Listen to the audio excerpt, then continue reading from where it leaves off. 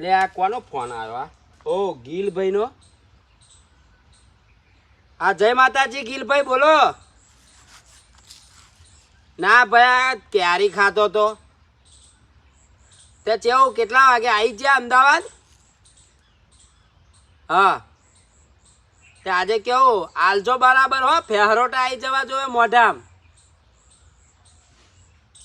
આપણી જીટીની ટીમ એટલે પતી ગયું.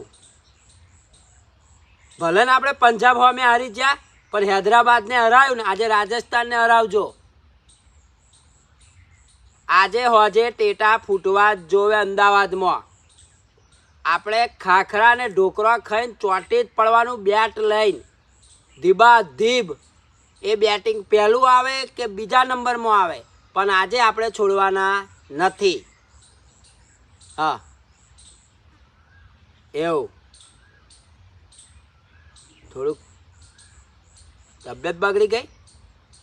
અલ્યા ભયા એવું કહેતા હોય તો હું આવી જાઉં બેટ ને બધું લઈને.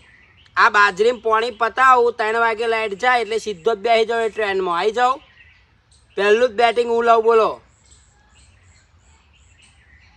એ તો હેલ્મેટ એવું બધું તમારું હશે જ ને એ પહેર દઈશ. શું વાંધો? આવું જરૂર હોય તો આવી જાઉં, કશો વાંધો નહીં. હા તા ગિલભાઈ માતાજીનું નામ રહી